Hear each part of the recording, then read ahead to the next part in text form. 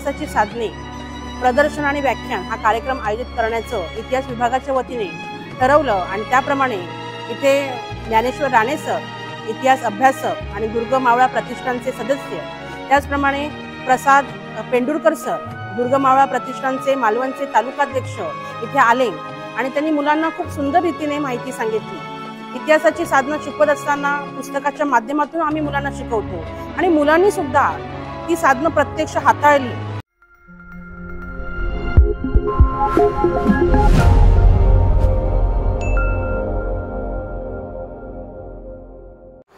कसे आहेत मित्रांनो, मजेत ना? तर आपल्या देवाचा गड देवगड या यूट्यूब चॅनलतर्फे आपण आज देवगड हायस्कूलमध्ये शेठ मोपतलाल गगरे हायस्कूल आणि मिलिंद सदानंद पवार पूर्ण प्राथमिक शाळा देवगड या मुलांना शस्त्र प्रदर्शन आणि व्याख्यान आणि त्याची हाताळणी कशा प्रकारे केली जाते आणि त्याची माहिती काय काय असते ती आजच्या व्हिडिओच्या माध्यमातून आपण पाहणार आहोत। आणि आज आपण गुरुदक्षिण हॉलमध्ये आलो आहोत आणि त्या शस्त्रांची माहिती देण्यासाठी राणे सर आणि पेंडुरकर सर म्हणजे दुर्ग मावळा प्रतिष्ठान, दुर्ग रक्षक प्रतिष्ठान रेडी यांच्या संयुक्त विद्यमानाने हा कार्यक्रम पार पाडण्यात आला। आणि आज हा व्हिडिओ कसा होईल नक्की कमेंट करून सांगा। व्हिडिओ आवडल्यास नक्की लाईक करा। चला कशा प्रकारे सुरुवात होते ती आपण पाहूया आणि काय काय आपल्याला नवीन ह्या उपक्रमापासून समजतं, म्हणजे इतिहासाची साधने कशी असतात आणि त्यावेळी काय काय हत्यारं वापरली गेली ती आपण प्रत्यक्षरित्या पाहिलं आहे। चला सुरुवात।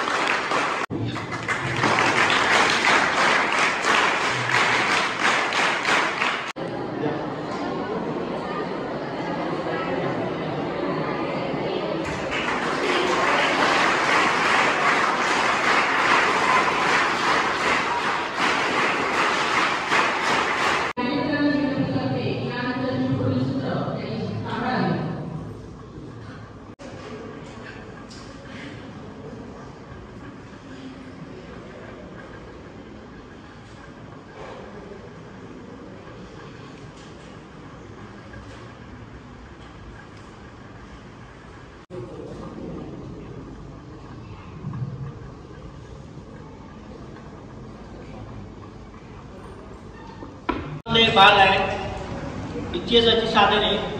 तर आता तुम्ही सांगितलं भौतिक, लिखित आणि मौखिक असे 3 प्रकार पडतात सर्रास करून।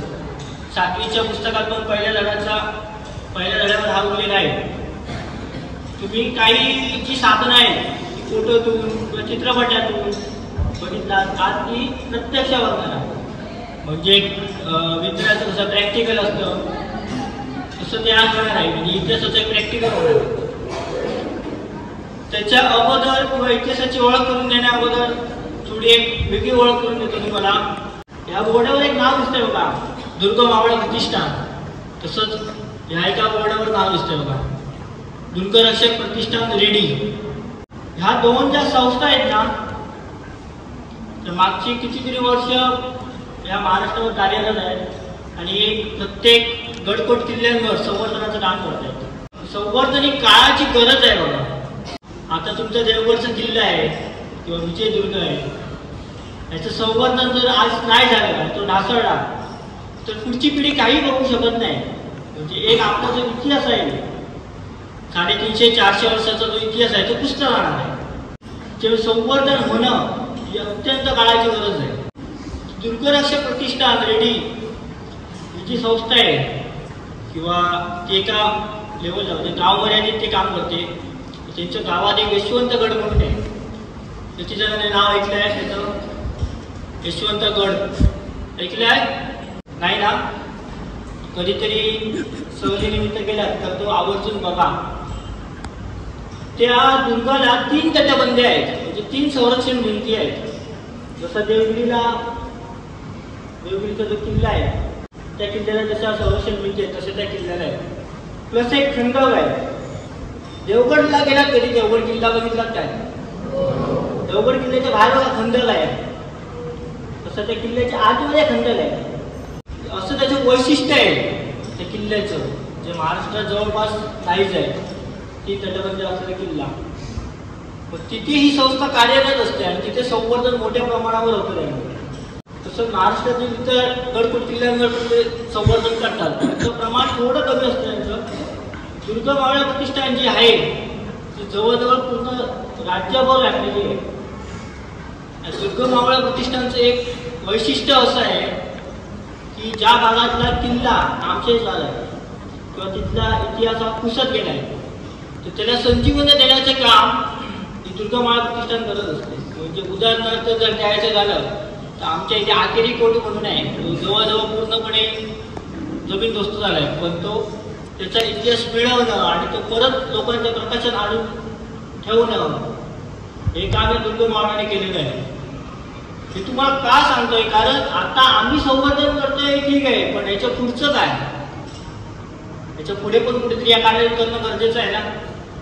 आमच्या नंतर काय होणार आहे गडकोट किल्ल्याचं, पण तुम्ही सज्ज असणं गरजेचं आहे त्या संवर्धनासाठी. आताचा जो इतिहास आहे तो पुढच्या पिढीला कसा देता येईल जसं आमच्यावर कसं अवलंबून आहे ना तसं तुमच्यावर पण ते अवलंबून आहे. जेव्हा असं समजू नका की कोणीतरी करतंय म्हणून ते चाललंय, असं नाही. तुमच्यावर पण ती जबाबदारी आहे.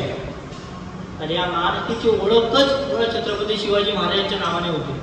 हे दोन फोटो एकदा व्यवस्थित बघून घ्या.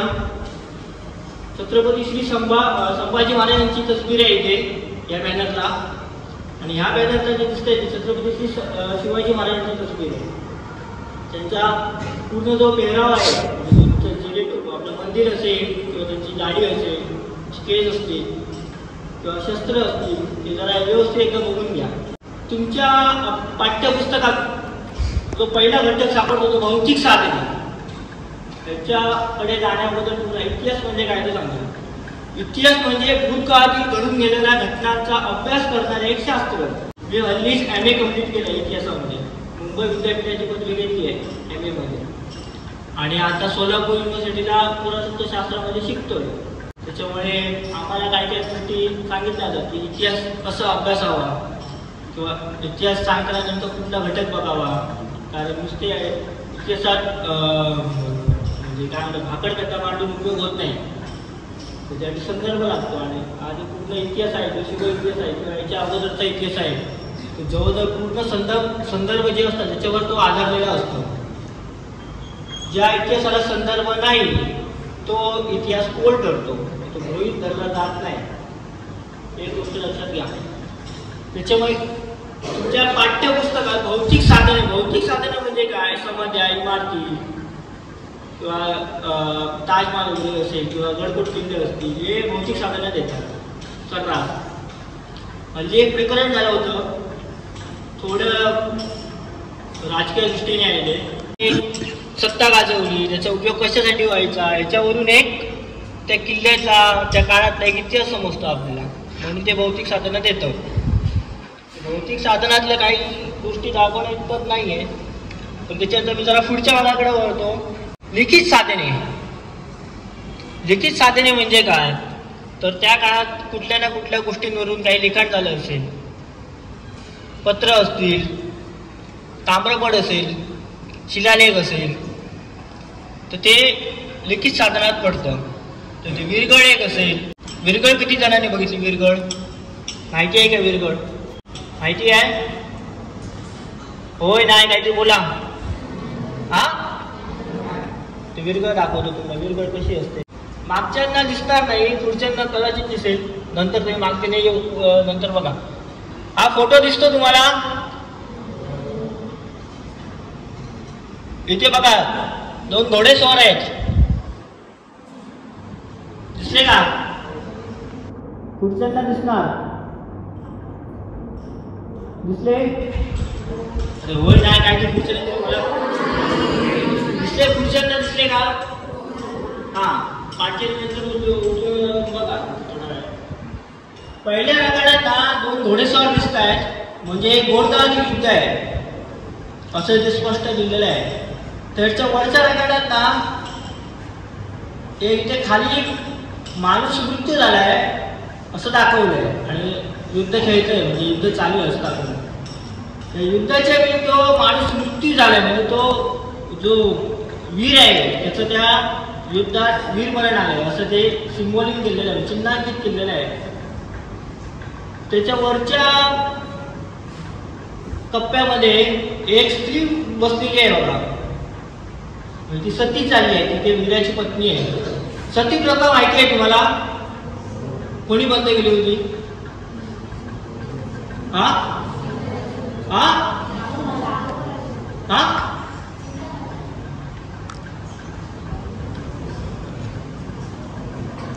नाही झालं तुम्हाला? सती प्रथा कोणी बंद केली होती? पाठ्यपुस्तकात नाही झालं? हा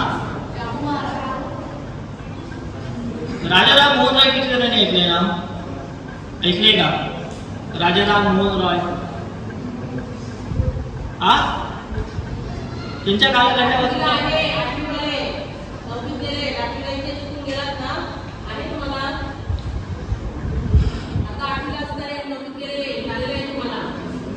शाळेमध्ये यायचं, पूर्ण दिवसभर शाळेत घालवायचा, घरी जायचं, बॅग ठेवायची, मोबाईल घ्यायचा आणि इंस्टावरील बघत बसायचं. सती चालली आहे असं ते चिन्हांकित केलेलं आहे. त्याच्या वरच्या टप्प्यामध्ये हा जो वीर मृत्यू झाला आहे त्याला घेऊन जायला अप्सरा आलाय असं ते दाखवलेलं आहे. आणि शेवटच्या शेवटच्या टप्प्यामध्ये त्याची पत्नी आणि तो स्वर्गात पोचलाय असं ते दाखवलेलं असतं. आणि हा जो शेवटचा हे आहे त्याच्यावर मोक्षाचा कलश असतो, नाहीतर गणपती वेगळा असतो. आणि या शेवटच्या कप्प्यामध्ये एका साईडला शंकराची पूजा करताना एक व्यक्ती दाखवलेला असतो. असं हे विरगळ असते. आणि आपल्या महाराष्ट्रात एकमेव विरगळ आहे अशी ज्याच्यावर शिलालेख लिहिलेला आहे. एकमेव विरगळ म्हणतोय ज्यातून महाराष्ट्रातून अभ्यास करायला अभ्यासक येतात. तो म्हणजे मठ वेंगुर्ला या गावात मांगल्याचं मठ, इथे तो शिलालेख आहे. ते 6 विरगळी आहेत एकूण, त्यातल्या 3 विरगळींवर शिलालेख दिलेले आहेत. आणि संपूर्ण मोठमोठे अभ्यासक तिथे येतात अभ्यास करायला.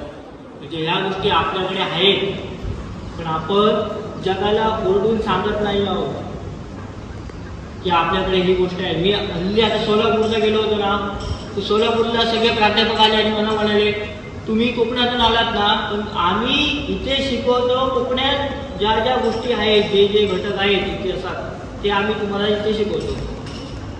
म्हणजे मला इथल्या घटकांचा अभ्यास करायला सोलापूरला जावं लागतं, डेक्कनला जावं लागतं, पुणे कॉलेजला, मुंबई विद्यापीठात जावं लागतं मुंबईला. पण कोकणात अत्यंत दुर्मिळ, म्हणजे अत्यंत अशी वाईट गोष्ट आहे ही की इथे आम्हाला इतिहास शिकता येत नाही. आमचा इतिहास आम्हाला शिकता येत नाही. अशी कॉलेजच बनली नाही आहेत आपल्या कोकणात तरी. अशी एक विरगळ आहे. त्याच्यानंतर सतीची शिला दाखवतो तुम्हाला.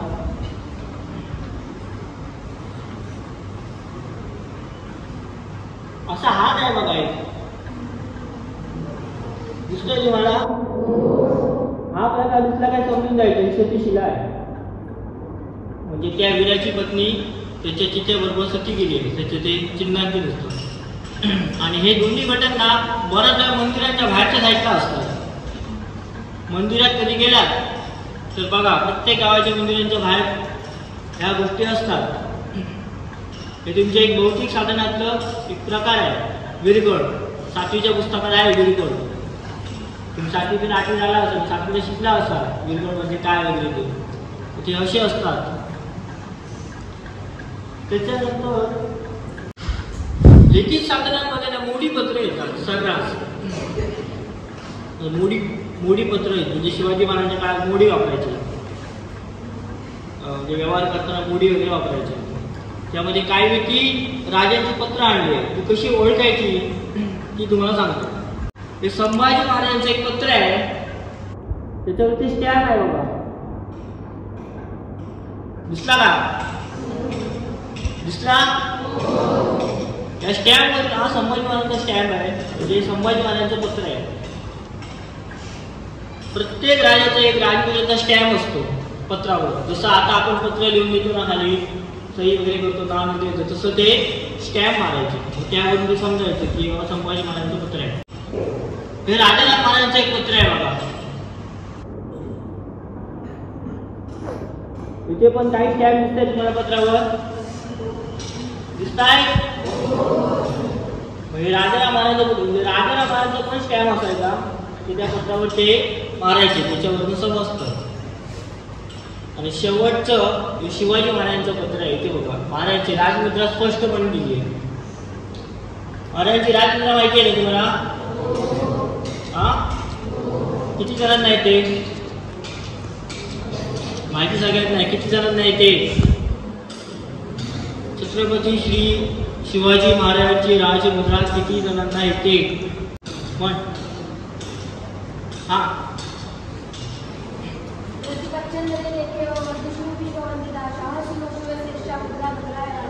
जोरदार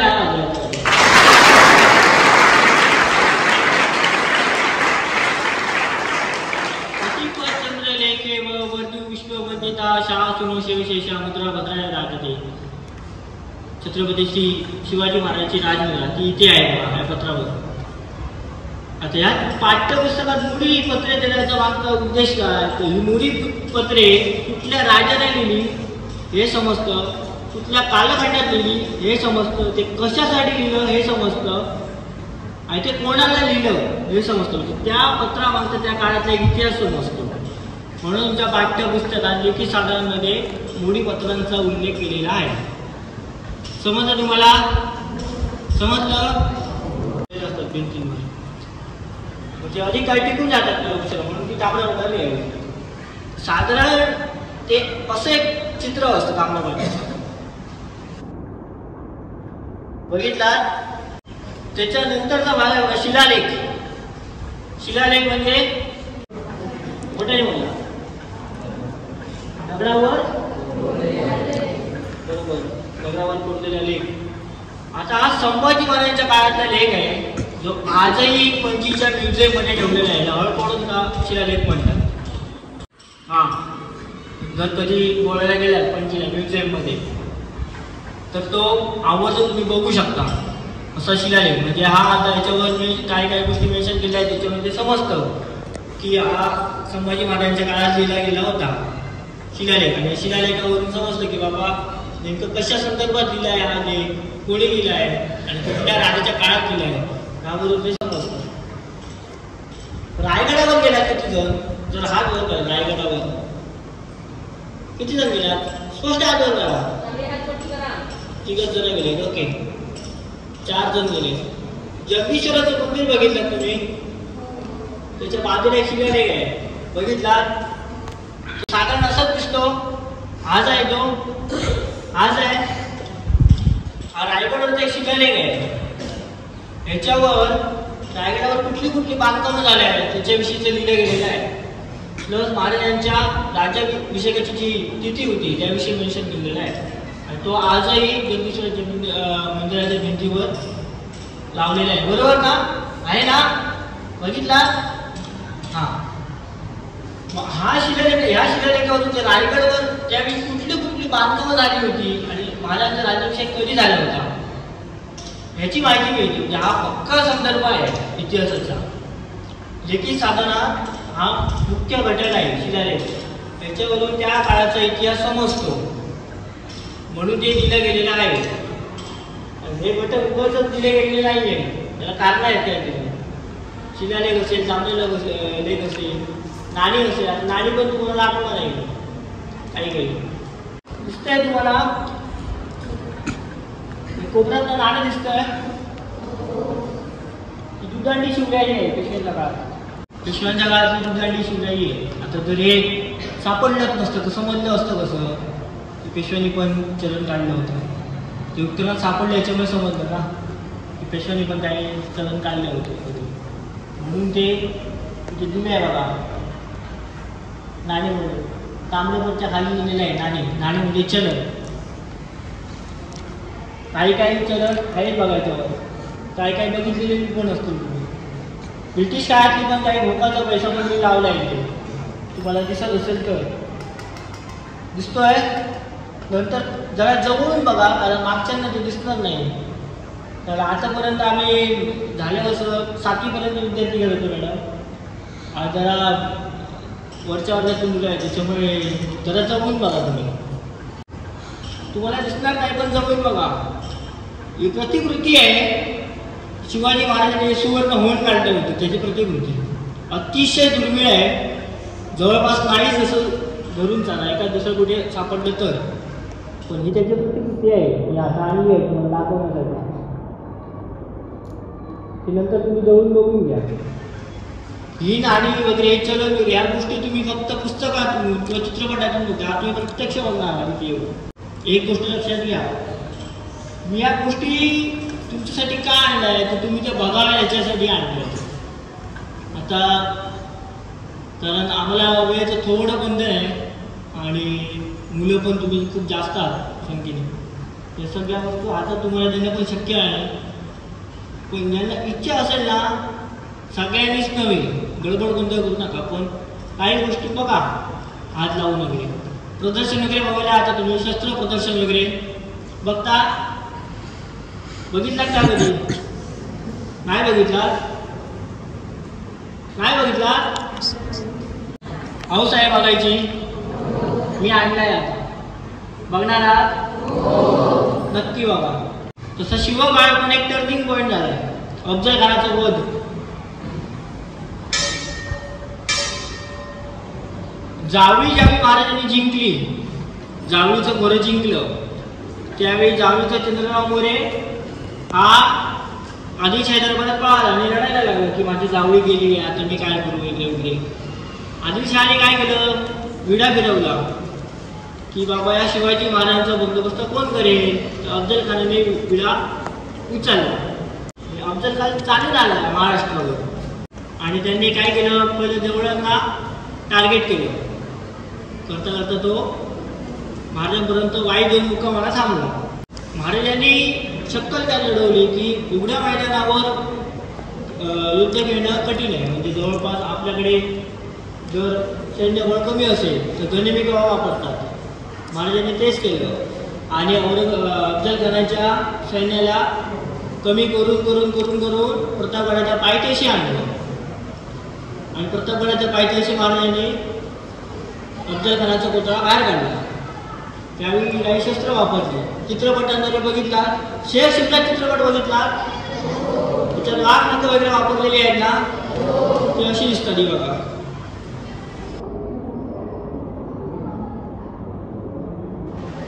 बघितलात मी तुम्ही चित्रपटात बघितलात ना फक्त आज प्रत्यक्ष हातात घेऊन बघणार आहात. बाहेरून अशा अंगठ्यांसारखे वाटतात बघा त्या आतमध्ये धारदार शस्त्र असतं. ह्याबरोबर अजून एक महाराजांनी शस्त्र वापरलं ते म्हणजे कट्या आहे.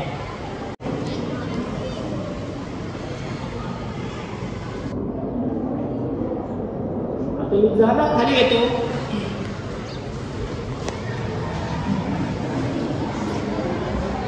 आज दिसतोय तुम्हाला बोलतो सगळ्यांना दिसतोय. महाराजांनी इंडिया बघा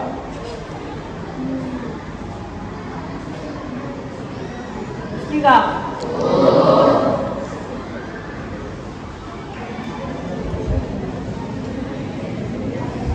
हे शस्त्र कधी वापरतात ज्यावेळी आमने सामने भीतीचा प्रसंग असतो त्यावेळी. जसं इथे लावलेलं असतं बंगलेला डायरेक्ट लागलं मारायचं. हे बघा इथं हातात घेऊन तर तुमच्या व्हायचं असताना आम्हाला या गोष्टी बघायला भेटायच्या नाही. लांबून पण नाही आणि जवळून पण नाही. हातात घ्यायचं सोडून द्या पण आज तुम्हाला संधी हातात घेण्याची. हातात घ्या.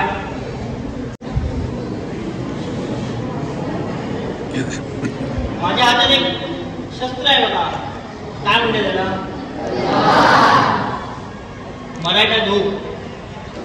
मराठा धोप तलवार. ती महाराजांच्या हातात पण आहे बघा. दुसरी का अशी हातात घेऊन उभी आहेत बघा त्यावेळेला फक्त ते वरचं फक्त तेवढं दिसतंय.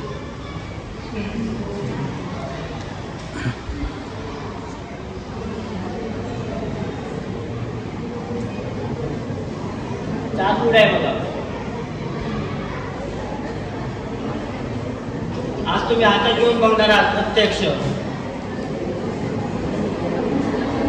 गडबड नको आहे, हातात घेऊन बघायचं म्हणजे युद्धाला जायचं नाहीये. गडबड करू नका.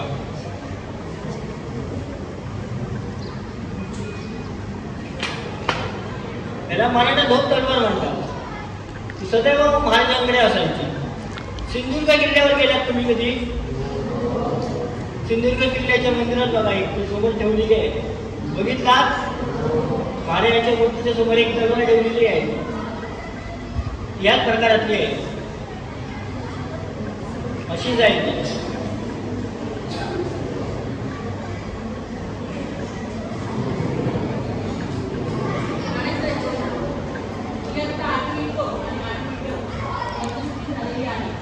कसं आहे, मी का रोज रोज तुमची शाळेत येत नाही. मी माझं प्रॉपर जे घर आहे ते मळगाव सावंतवाडीमध्ये. काल मी सगळं सामान घेऊन या सरांच्या घरी आलो वस्तीला. हे मालवणला राहतात, पट्टा पेंडूर. म्हणजे ते त्यांच्याकडे रात्री धोधो पावसातून आलो. तिथून आज सकाळी आम्ही 4:45 उठलो. तयारी वगैरे करून या सगळ्या गोष्टी घेऊन आलो. कशासाठी? तुम्ही या बघणं गरजेचं आहे याच्यासाठी. याच्यामुळे फक्त प्लीज एक कळकळीची विनंती आहे तुम्हाला, थोडा वेळ फक्त जरा द्या मला. ओके? सिंधुदुर्ग किल्ल्यावर महाराजांचं एक मंदिर आहे बघा. त्या मंदिरात महाराजांची अशी मूर्ती आहे, बघितला तुम्ही? महाराजांची ही मूर्ती जी आहे ना, आणि तो फोटो बघा, ह्याच्यात दाढी वगैरे नाही आहे महाराजांना. तिथे दाढी वगैरे दिलेली आहे, किंवा तिथे पण बघू शकता ते राज्याभिषेक तस्वीर आहे बघा. तिथे पण दाढी वगैरे आहे महाराजांना, पण इथे नाही आहे. पद्मासनावर बसलेली मला वाटतं जगातली एकमेव मूर्ती असेल. महाराजांच्या इतिहासाचा बांधकाम कौशल्य, म्हणजे स्थापत्य कला जो म्हणतो आपण, त्याचा अभ्यास पूर्ण जग करते. जग आपल्याकडे यावर्षी बांधलेला रस्ता पुढच्या वर्षी वाहून जातो. गडकोट किल्ले बघा, 350-400 वर्ष आजही मजबूतपणे उभे आहे. विजयदुर्ग बघा, विजयदुर्गाला तर भिंतींवर तोफांचे मारे केलेले ना, ते डाग आजही आहेत. इतिहास पराक्रमाचा इतिहास सांगतोय तो दुर्ग किल्ला किंवा दुर्ग. नुसतं फिरायचा नसतो, पर्यटक स्थळ नाही आहे. इतिहास जाणून घेण्याचं एक साधन आहे. किल्ला नुसता बघायचा नसतो कधी. पद्मासनात बसलेली महाराजांची मूर्ती आहे, त्याच्यात दाढी वगैरे नाहीये. ज्यावेळी सिंधुदुर्ग किल्ल्याची निर्मिती झाली त्यावेळी असं एक पाषाण तिथल्या स्थानिकांनी बनवलं होतं महाराजांचं, आणि ते त्या मंदिरात ठेवलं, त्या किल्ल्यामध्ये ठेवलं. सिंधुदुर्ग किल्ला जो आहे तुम्हाला दाखवतो. महाराष्ट्र देशा पुस्तक आहे, फोटोग्राफी जी केलेली आहे उद्धव बाळासाहेब ठाकरे माजी मुख्यमंत्री यांची आहे. अत्यंत उत्कृष्ट अशी आहे, म्हणजे बघितला तुमच्या लक्षात येईल. हेलिकॉप्टरमधून शॉट घेणे खायची गोष्ट नाही, सोपी गोष्ट नाही. हा तुमचा टॉप व्ह्यू सिंधुदुर्ग किल्ल्याचा. आपला सिंधुदुर्ग किल्ला जो दिसतो तो वरून असा दिसतो बघा, बघितला का? आता याच्यावर एक प्रश्न आहे की याचं नाव सिंधुदुर्गच का ठेवलं असेल महाराजांनी? कोण सांगू शकेल? सिंधुदुर्ग हे नाव का ठेवलं? काय माहिती. मी काही शाळांमध्ये जायचं, ते म्हणाले की सिंधुदुर्ग जिल्ह्यावरून त्याचं नाव ठेवलं. म्हणजे नाही, चुकीचं आहे. सिंधुदुर्ग दुर्गावरून, त्या किल्ल्यावरून आपल्या जिल्ह्याला नाव पडलं आहे. सिंधुदुर्ग नाव त्या दुर्गाला कसं पडलं माहिती आहे? हा, त्याला काय म्हणतात? कुठला समुद्र आहे हा? याचं दुसरं नाव काय आहे? हा, बरोबर, बरोबर. खरंच, म्हणजे एका मुलाला माहिती होतं बघा. त्याला सिंधू सागर म्हणतात. त्याच्यासाठी एक डोंगर ठेवा जातो मुलांना.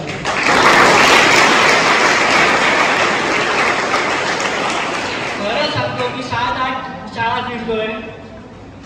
विशेष करून तुझं की एका विद्यार्थ्याने मला सांगितलं नाही पहिल्यांदा एक मुलगा बोलला सिंधू सागर म्हणून. याला सिंधू सागर म्हणतात.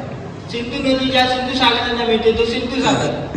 आणि या सिंधू सागराच्या उलट्या बेटावर जो बांधलाय दुर्ग तो सिंधू दुर्ग असं ते नाव आहे.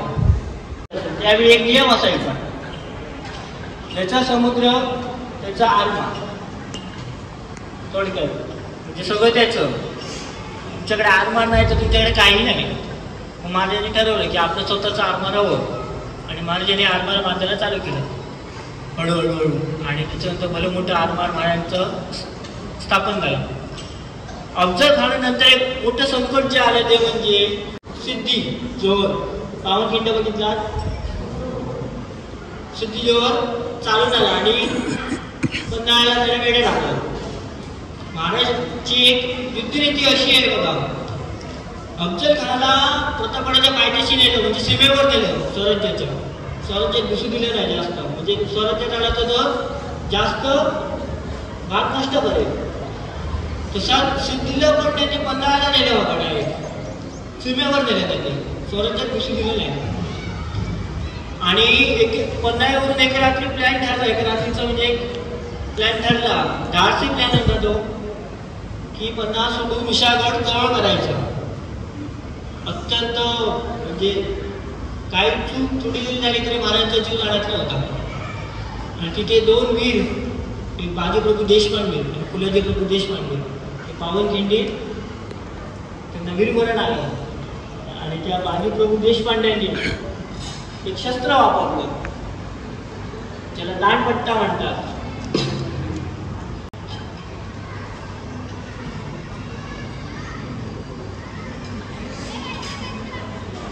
मी जर आता असा हात पुढे केला ना, तुमच्या लक्षात येईल की एवढ्या अंतरावर शत्रू माझ्या आतमध्ये घुसू शकत नाही. हे बघा,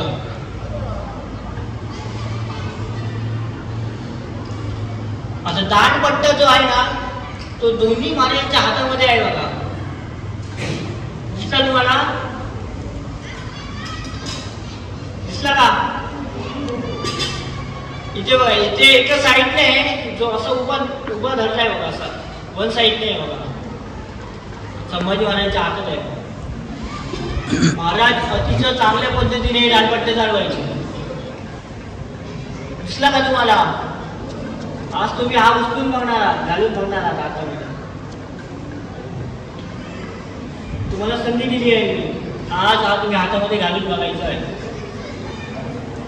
सगळ्यांनीच नको, कारण वेळेचं थोडं बंद आहे. पण शक्यतो तरी नुसतं तरी जाऊन बघा, असा बघणार आहात. जी राजपूत वगैरे वापरायची ते असं तलवार उतरत होत पडतात. काही त्या चित्रपटांमध्ये आहेत बघा, मावळ्यांच्या हातात वगैरे दाखवतात ना, त्या अशा तलवारी असतात. तलवारी आज ही शस्त्र तुम्ही का उचलून बघा, हाताळून बघा. मी मगापासून म्हणत होतो संदर्भ संदर्भ संदर्भ संदर्भ म्हणजे काय? हा जो इतिहास आहे संदर्भावर आधारलेला असतो असं मी म्हणत होतो मगापासून. माझ्या हातात एक पुस्तक आहे बघा, कवींद्र परमानंद यांचं शिवभारत हे पुस्तक आहे. हा ग्रंथ आहे, हा शिवाजी महाराजांच्या काळात दिला गेला आहे. शिवाजी महाराजांच्या काळात दिला गेला आणि बराचसा शिव इतिहास जो आहे त्याला याचा संदर्भ दिला जातो, या पुस्तकाचा संदर्भ दिला जातो.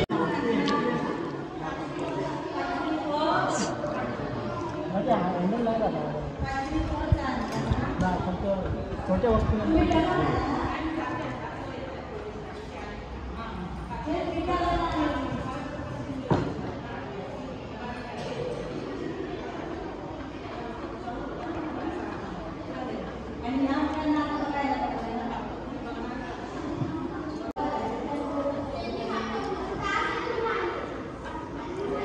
नका.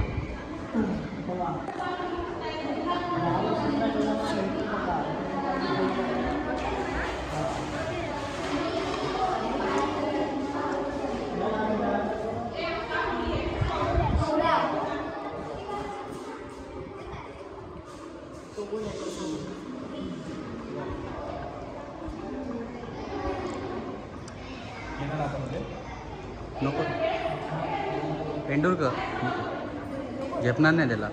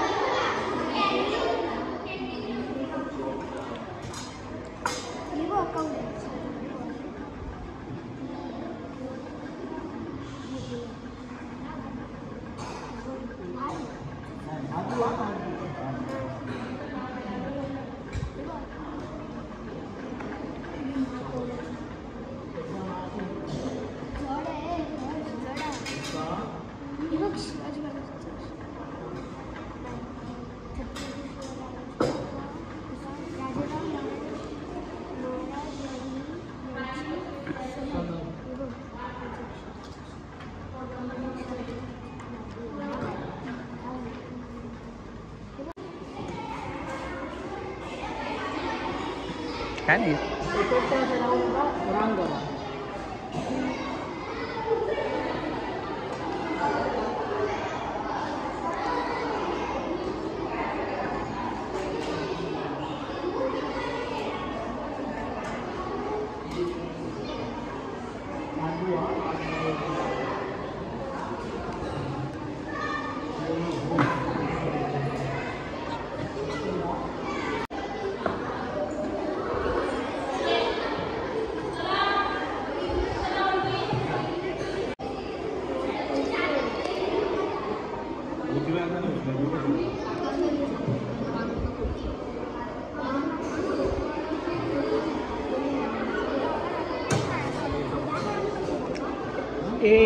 उचलताना समोरच्याकडे बघा, लक्ष ठेवा.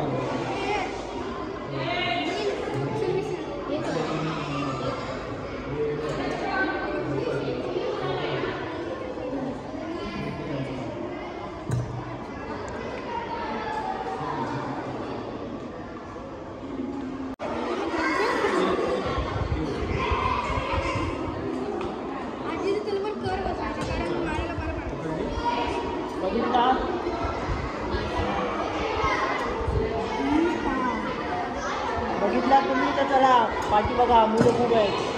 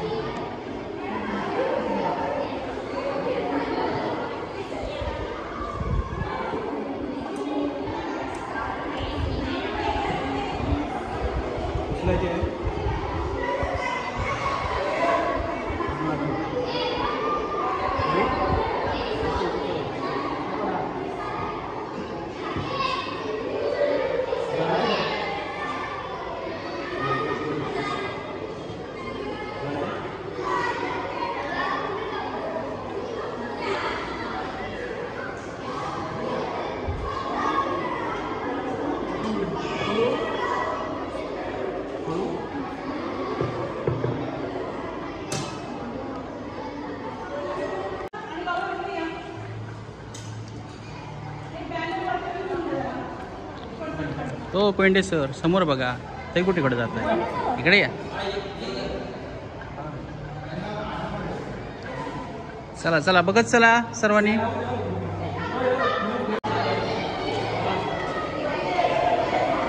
नमस्कार, मी ज्ञानेश्वर गोविंद राणे, दुर्गरक्षक प्रतिष्ठान रेडी आणि दुर्गमावळा प्रतिष्ठान यांच्या माध्यमातून मी देवगड शाळेमध्ये हायस्कूलमध्ये आलो आहे.